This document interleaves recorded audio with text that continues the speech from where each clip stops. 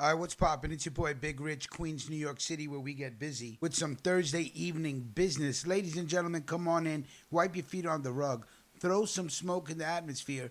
I just lit up some sour diesel coming in at about 19.7% THC. Little bit on the moderate side, but sometimes it's good to go moderate. The effects are still the same. Sunshine for the show. You know what I'm saying? Let's get right into business. Don't forget Mob Stories is brought to you by Ruckus Radio Podcast, home of Mob Stories and Waking Up with Ruckus. Now, you guys know that the Salvatore Sally Daz Zottola trial is going on in Brooklyn. So, every week there's more articles coming out about more insight into the case and how this disgraciado of a son would kill his own father. He tried 5 times. The story is written to you by John Anisi, read to you by Big Rich, and interpreted to you by Big Rich. Of course, this video is for educational purposes. How not to be a disgraciado. Let's get right into it. I'm going to show you a bunch of pictures from the murder site at McDonald's, but the last one will be a 52-second video of the actual murder that was caught by a camera in the McDonald's parking lot that was released by the Eastern District of New York. Bronx Mobster survived 5 attacks in a year before he was rubbed out on his son's orders, says prosecutors. Let's read about some of these attempts. The first attack on Sally Daz came more than a year before his murder. A man he'd never met stepped up to him in his Bronx driveway and asked him for a job, then punched him in the neck. 71-year-old mobster, whose real name was Sylvester Zottola, operated in the criminal underworld. He built the $45 million Bronx real estate empire off his decades of work running illegal gambling machines for the mafia. But he had no idea why someone would take a swing at him. He certainly didn't think that punch, planned and paid for by his own flesh and blood, disgraciado, according to federal prosecutors, was the opening salvo in a campaign of violent attacks culminating in his killing as he waited for coffee at a McDonald's drive-thru in 2018. That's the video you guys are going to be seeing on the screen. Federal prosecutors say the whole messy plot was put into motion by his youngest son, Anthony Zottola, 44. The September 8, 2017 punch left Sally Daz with a bruise on his neck, broken rib, and questions. He was pretty shaken up. He didn't understand why somebody would punch him like that. The other son, Salvatore Zottola, 45 years old, told a federal jury in Brooklyn he was wondering why it happened to him, and he probably just thought this guy was just fucking mentally disturbed. Prosecutors say Anthony Zottola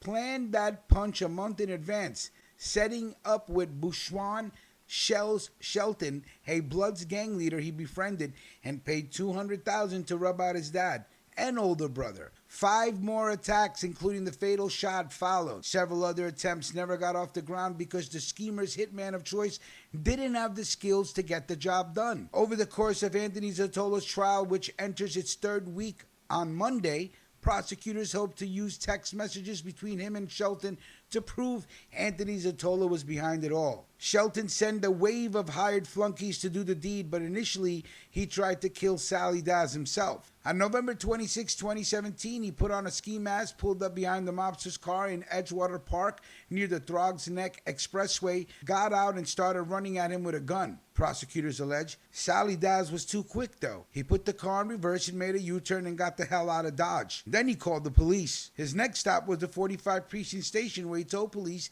he escaped the kidnapping. He got a gun after that. On Christmas Day, Anthony Zottola got in touch with Shelton and put another plan in motion. His sister, who lived above the father, was on vacation, and Sally would be alone for a few days. On December 27 of 2017, the trap was set and Sally Daz almost died right there. When he got home, he found a group of men waiting inside for him. They beat him, pistol whipped him, cut his throat, stabbed him in the back and neck, took cash from his safe, and took his gun, and still this man survived. Salvatore, who started playing detective because he felt the cops were moving too slow, this is the good son, made a disturbing discovery when he went to his dad's garage to review the surveillance footage of the attack. The DVR machine was missing. Who would have access to the house if the sister was on vacation? And who would have known where the DVR machine was? I said, this is an inside job. So the brother starts to, thank God for this. Thank God for Salvatore Zottola, right? And this guy's like, wait a minute, something's not right. After he recovered, Sally Daz went into hiding, avoiding his usual places where he hung out. staying in different houses, but the threat still lingered.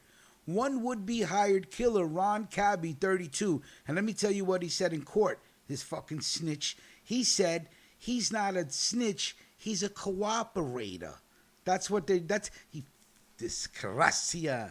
One would-be hired killer, Ron Cabby, 32, kept the hunt going, but not before screwing up 3 attempts in the first half of 2018 to rub out Salvatore Zottola. Once on June 5th, Cabby tracked Sally Daz to a house on Mayflower Avenue in Pelham Bay, Bronx, salute, but Salvatore was outside patrolling the area trying to keep his father safe. Cabby and his driver took off and Salvatore followed, having recognized the bumbling hitman's junky tan getaway van.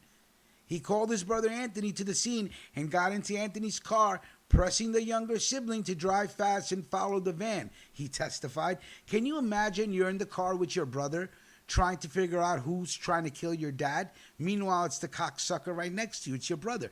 It's some Cain and Abel shit, man." I said, "Anthony, we got him. Just drive faster. Drive faster." Salvatore recalled on the stand.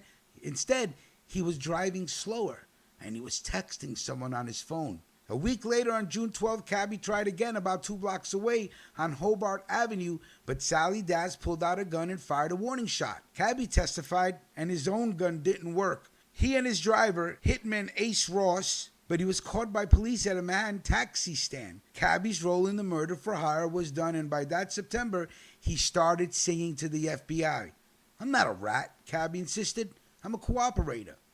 With Cabby caged, the getaway driver became the button man and shifted his sights. First, Ross tried to kill Salvatore Zottola outside his waterfront Bronx home on July 11th, shooting him in the chest, back, head, and hands as he tried to roll away from the bullets. Prosecutors allege Salvatore survived, so his brother took a couple of bullets and built to last. Finally, on October 4th, death came for Sally Daz. Shelton planted a tracking device on his car 2 days earlier, and wheelman Alfredo Lopez followed him. They saw their opening at a Bronx Mcdonald's while Sally Daz waited for a cup of hot coffee, talking on the phone with his girlfriend. Lopez pulled up and Ross opened fire, finishing the hit. Ross and Lopez are also on trial and have pleaded not guilty. "Done," Ross texted Shelton, who then texted Anthony Zottola.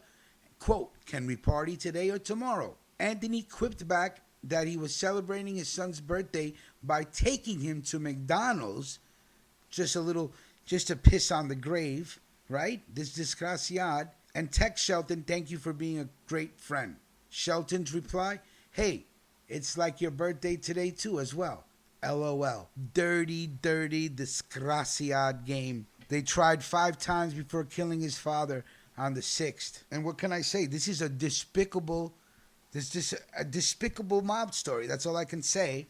And I'm pretty sure more will come out as the trial continues. They may give this guy the death. I don't know. Life in jail? Does he get the death penalty? I don't know. Mob stories, big, rich, Queens, business-like. Sour diesel in the atmosphere. Let me know what city you're smoking in, and let me know what you're smoking on. We will talk soon. Salute.